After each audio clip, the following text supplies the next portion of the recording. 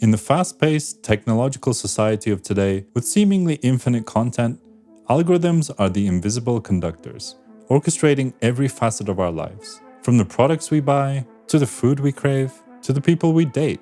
Algorithms know our deepest desires, sometimes better than we do, and surface them to us in a variety of situations.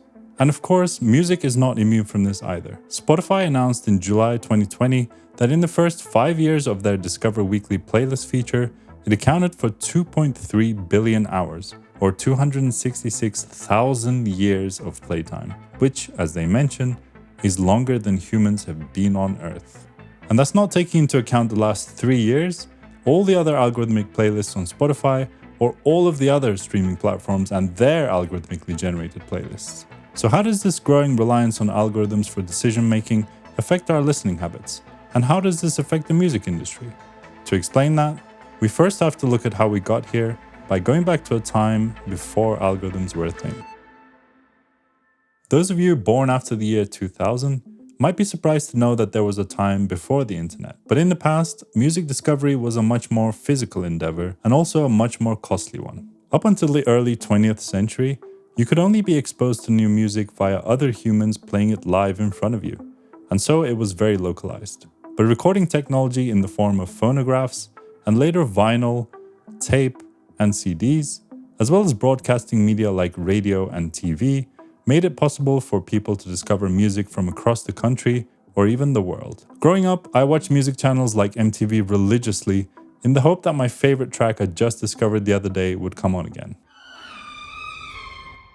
I would spend hours trawling through CDs at the local shop, hoping that the one with the cool looking cover would be a banger. And the thrill of taking the CD out of the case and looking through the booklet while listening to it is one that's difficult to describe to the kids of today. But even so, I was ultimately limited by the choices of the MTV production crew or the DJs on my local radio, or by the amount of money my parents would allow me to spend on CDs I thought I might like. By the 2000s, however, with a rapid increase in computing power and internet bandwidth, a new era of music discovery was around the corner.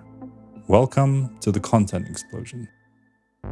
In 1999, about 6 months before the Y2K bug was supposed to cause the collapse of civilization, the file-sharing app Napster was released, enabling users to search for MP3 files shared by other users and download them with the click of a button, entirely for free.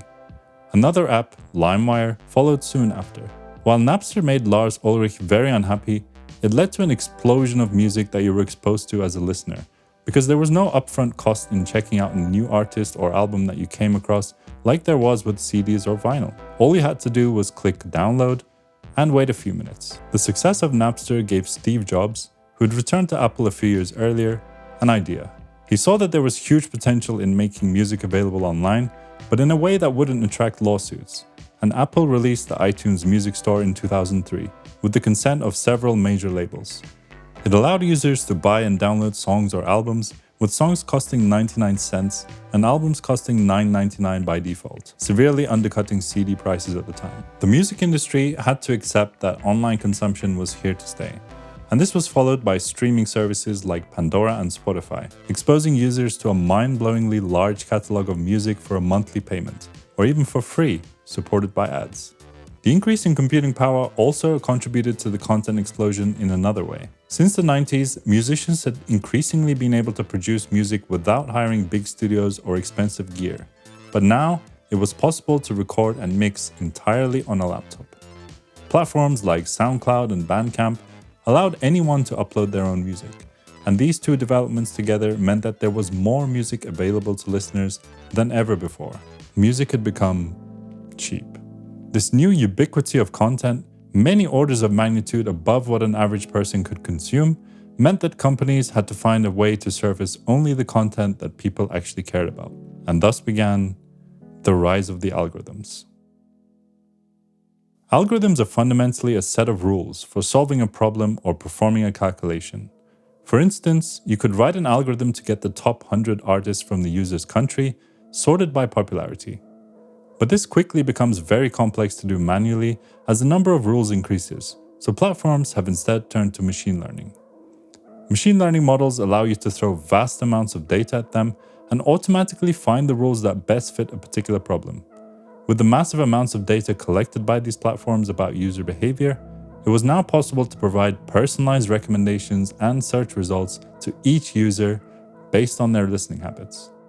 Last.fm, a site that recorded your listens from desktop clients, deployed an early version of a recommender using a technique called collaborative filtering. This method involves identifying other users who share your musical preferences and then recommending to you any artists that these like-minded individuals are listening to, but whom you have not yet discovered.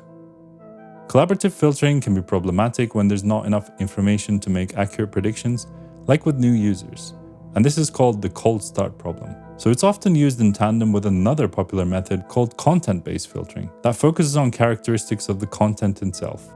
Pandora's Music Genome Project, for example, aims to determine the DNA of a song using hundreds of characteristics, ranging from simple ones like the tempo or genre to how nasal the singer's voice is. And yes, I am serious. Spotify also automatically extracts a set of audio features from each track, ranging from low-level features like tempo and time signature to more high-level ones like acousticness and valence, which describes how positive a track is. All this makes it easy to determine similarity between songs, and therefore it's much easier to recommend songs to new users. But following this technique means you're much more likely to keep showing them similar sounding songs. And this is a good spot to take a small detour and talk about feedback loops and echo chambers. Ironically, the term echo chamber originates from music, the name given to a room with walls designed to be very reflective and therefore simulate the reverberation of a large space like a church or a cave. But these days, it's more often used in the context of social media, where people are shown content that they're more likely to engage with. And as they interact with the content, whether it's in the form of likes, comments, or shares, this data is collected to be used as future inputs to a machine learning model, thus creating a feedback loop. The model then says, well, I showed them this content and they interacted with it, so let me show them more content like this, and increases the weighting on similar content. Eventually, the user can find themselves in an echo chamber, where everything they see is content that confirms and reinforces biases and opinions that they already had, not realizing that it's distorting their perception of reality. This also happens in music recommendations, most obviously with things like getting stuck in genre loops, but feedback loops can have profound and dangerous effects far beyond having one too many black metal songs in your playlist, as we'll explain later. Spotify and other platforms are trying to counteract these feedback loops, particularly with the use of reinforcement learning, another machine learning technique that optimizes for a long-term reward. For example, user satisfaction or revenue. It does this by trying to balance exploitation, i.e. taking the best action with the knowledge that you have, and exploration, which is essentially trying something new in the hope that you gain more knowledge. In the context of music recommendations, if you put Coldplay at the top of a playlist and the user ends up listening to that song, exploitation would be putting Coldplay at the top of a playlist again because you know that worked before. But they might have been even more satisfied had you put Radiohead at the top. So you could try that instead next time to gain more knowledge about the user to make even better recommendations in the future. In a research paper from 2020, Spotify found that people who had more diverse listening habits were 25% more likely to switch to a premium membership and less likely to churn. So it's clear that echo chambers are detrimental to the health of Spotify. But how detrimental? And what effects does it have on our listening habits and the music that's produced and released? We'll discuss all that. But first, if you're enjoying this video, then we'd appreciate a like so that you can let the YouTube algorithm know that this is a good video, while you watch an ad that another algorithm has decided you should see. Okay, so we have an army of computers working tirelessly around the clock to create the perfect ranking for each individual person. That's great, right? But what happens to that new user we talked about in the previous section, who comes onto the platform and has no previous data for the algorithm to use? Well, showing them a list of the current most popular songs and albums should be a safe bet, right? After all, they're popular because a large number of people have already decided that this music is good. A cynic, however, would say that these popular and even moderately popular bands are backed by marketing budgets that contributed heavily to them being popular in the first place. And now, when that new user interacts with these initial recommendations, the algorithm sees it as a positive signal, perpetuating the feedback loop that helps the popular stay popular. As if this wasn't bad enough, Spotify's flagship Discover Weekly playlist has a disclaimer if you dig a little bit in the UI that mentions commercial considerations may influence our recommendations. The algorithm that you thought was so pure, only recommending what it thought you would like in good faith, is maybe not so pure after all. Popularity bias is a real phenomenon in algorithms, but fortunately Spotify and others are working to get around that problem, as we've discussed. However, other forms of bias still exist heavily in algorithms, such as gender bias and race bias. This has been researched and discussed heavily, so I won't add any more noise to that discussion, but it's a reality that algorithms amplify the biases of the real world and help maintain the status quo. One type of bias that flies a little more under the radar is that of musical culture. Spotify's automatic audio feature extraction systems use a Western understanding of features like key and time signature. But there are many musical traditions from around the world that fall outside of this understanding, like in Turkish folk music,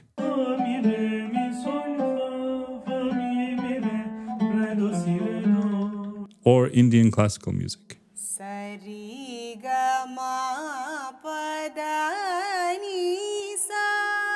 This inherently means that this type of music is categorized wrongly, which might result in it being shown to people less likely to listen to it, and over time, this would result in it being recommended less and less. Of course, no one's choosing their music based on its key or its time signature, but the reality is that while there are methods to evaluate machine learning models and understand their behavior to some extent, it's very hard to predict their consequences over time in the real world. In any case, even if Spotify were to develop the perfect evaluation system, they're not obligated to share their findings with the world, and so these algorithms with powerful knock-on effects for society are under the control of a select few insiders. Of course, listeners are not the only factor in this equation, so let's also look at how algorithms affect the behavior of musicians.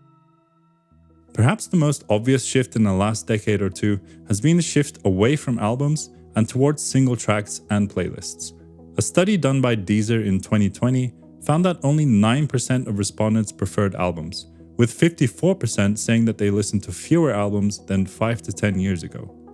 Since algorithms can generate playlists based on moods using the audio features we talked about earlier, they just take whatever track fits the vibe of the playlist, and the rest of the album gets ignored. An average artist without the luxury of the financial freedom of a Taylor Swift or an Ed Sheeran could then convince themselves that they should make more music that would be more likely to be featured on a workout playlist or a chill music to study to playlist. And suddenly, there's no incentive to produce the variety of tracks that an ordinary album may have. And instead, there's a pressure to keep making tunes that are very similar to a track that has already proven to be successful. If this happens en masse, all we will get is a sea of clones trying to conform to an existing archetype in order to be picked up by the magic algorithm, and lose some of the deeper, more artistic, experimental, or mood-establishing cuts that you might ordinarily find on an album. This could also impact the structure of songs. Algorithms need some signals to understand whether a user actually enjoyed a track that they clicked on, one of which is how long a user listens to a particular track. For it to officially count as a play on Spotify, the user has to listen to at least 30 seconds. So you can imagine a world where artists abandon intros, verses, and build-ups in favor of hard-hitting bombastic choruses and catchy melodies to hook the listener in and hit that golden 30-second mark, much like the intro to a YouTube video. And again, similar to YouTube, one of the metrics Spotify uses for its recommendations is the percentage of the track that the user listens to. Obviously, 30 seconds of a 1-minute track is a higher percentage than 30 seconds of a 10-minute track. So once again, artists could be incentivized to make shorter tracks in order to gain favor with the algorithm. American band Wolfpack took this idea to the extreme, releasing an album of silent tracks, each one just over 30 seconds, in order to both count as a valid play for royalties and also keep the average listening percentage high so that it would be recommended. They got their fans to leave the album on repeat overnight and managed to generate about $20,000 before Spotify took the album down. But this has also been happening for songs not part of a tongue-in-cheek dig at the music industry. Data from UCLA shows that the average length of popular tracks has been falling from 4 minutes 19 seconds in the 1990s to 3 minutes 17 seconds now. The 1930s figure is likely due to limitations of the physical medium rather than any cultural phenomenon. Lil Nas X's 2019 country rap hit Old Town Road became the shortest song to hit #1 on the charts since 1965, and Kid Cudi recently broke the record for the shortest song to hit the top 100 charts with Beautiful Trip, clocking in at a mere 37 seconds. In fact, 6 of the 9 shortest tracks ever to enter the top 100 were made in the last 7 years. Despite these carefully picked examples, there are of course long tracks still being made and consumed by those not chasing listens or money. But the effects of algorithms can be enough to change the mentality of a significant portion of musicians, especially if they feel like they have no alternative. The last piece of this equation, and perhaps the most important due to the power that they wield, is that of the streaming platforms and the music labels. While there's no doubt that the labels and streaming platforms want and need a healthy music scene, the underlying motivation is, as always, money. While most people are familiar with the numerous controversies around low royalties payouts from Spotify, the reality is that the major labels have had Spotify's balls firmly in a vice grip from the moment that they tried to enter the scene. Spotify had some great tech, but ultimately it needed to convince the labels that their music should be on the platform in order to have a business at all. So aside from giving them advances and paying them royalties for the streamed music, they also gave them a stake in the company, which they promptly sold months after Spotify became a publicly traded company for an eye-watering profit. And because Spotify still needs the music for their platform to have any meaning, they're paying nearly 70% of their income back out to the major labels every year. I already mentioned how algorithmic playlists like Discover Weekly and Release Radar are influenced by money, but there's also a whole world of human curated playlists, supposedly away from the bias of algorithms. Unfortunately, this mechanism is also heavily incentivized by cash, and over 70% of the tracks in the biggest Spotify playlists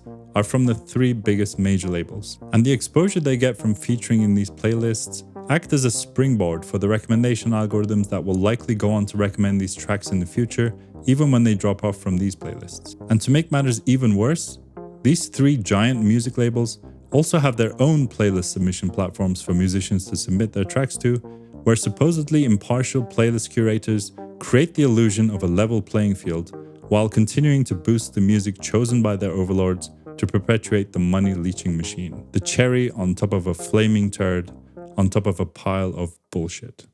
So we now have a music industry that can serve personalized recommendations at scale, matching artists and listeners like never before in history.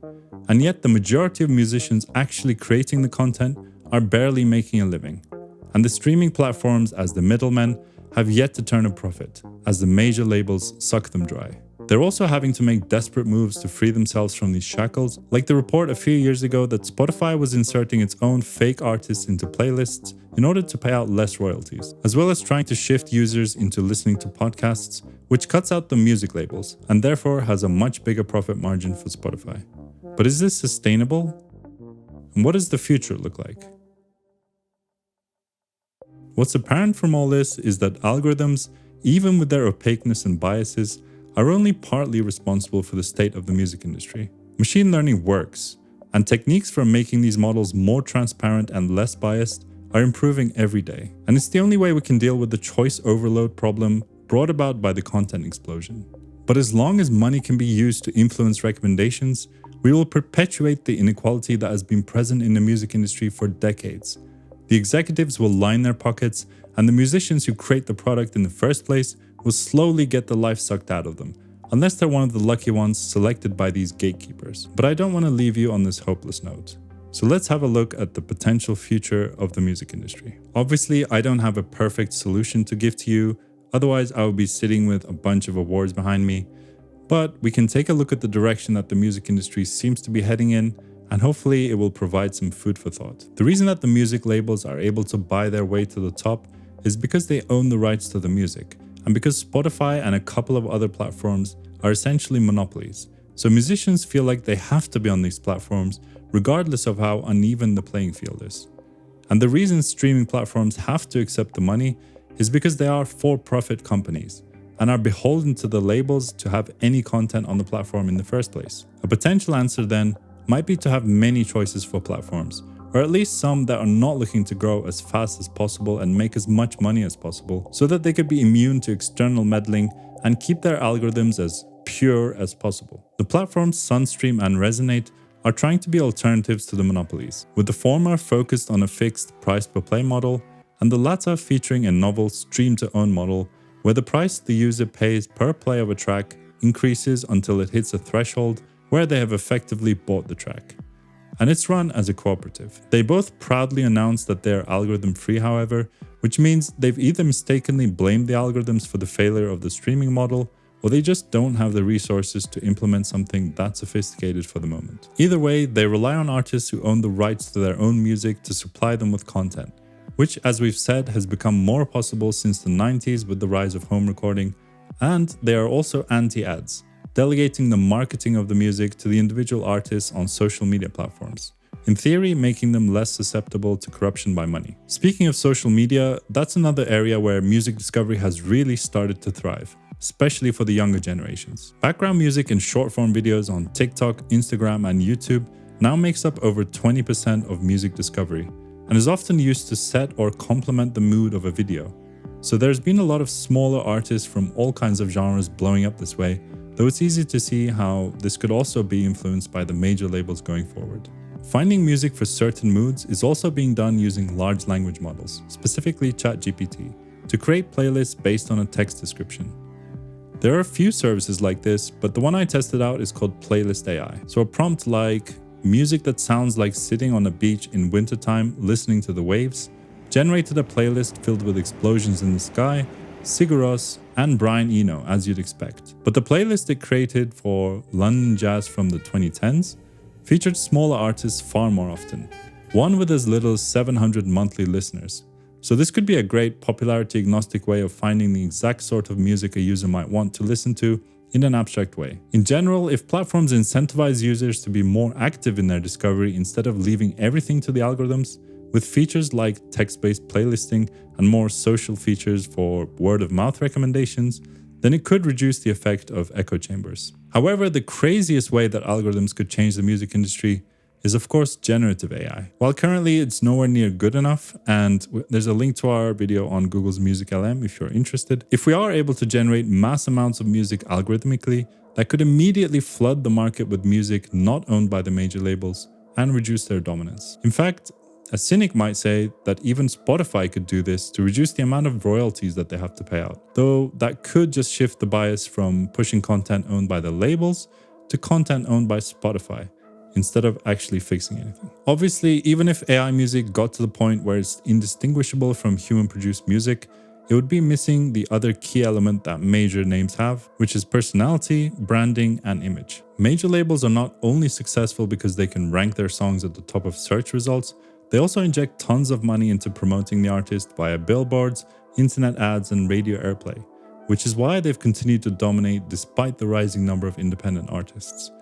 People like feeling connected to the people that they admire, and this mass marketing can give major artists an edge over independent ones in this arena. Users also enjoy the convenience of having all of their music on a single platform, so breaking up the monopolies and the influence of the major labels is going to be extremely difficult. Obviously, I don't have the definitive answer to this problem, but it's clear that something needs to change, because right now, algorithms are being used to perpetuate the exploitative structure of the music industry, while also acting as a scapegoat due to its black box nature.